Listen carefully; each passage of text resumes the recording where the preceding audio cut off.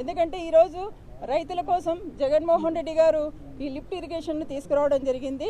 ఈరోజు చూసుకుంటే జగన్మోహన్ రెడ్డి గారికి ఎక్కడ మంచి పేరు వస్తుందనే ఒక ఆలోచనతోనే ఈరోజు మన ముఖ్యమంత్రి గారు ఇలాంటి చర్యలన్నీ తీసుకుంటున్నారు. మరీ ముఖ్యంగా రాయలసీమ అంటే ఎందుకు ఈ ముఖ్యమంత్రికి అంత చిన్న చూపు అని మేము అడుగుతున్నాం.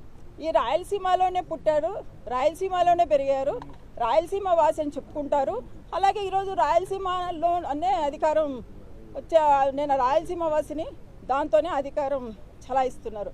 అలాంటి ముఖ్యమంత్రి గారు రాయలసీమకు ఎందుకు చిన్న చూపు? ఈరోజు ఏవి రాయలసీమకు వచ్చినా కూడా వాటికి ద్రోహం చేయడం ఎందుకు అని మేము ఒక రాయలసీమ వాసిగా మేము సూటిగా ప్రశ్నిస్తున్నాం. ఇదే చూస్తున్నాము. రామానాయుడు గారు చెప్తారు ఇది 2020లోనే ఈ ప్రాజెక్ట్ ఆగిపోయిందని.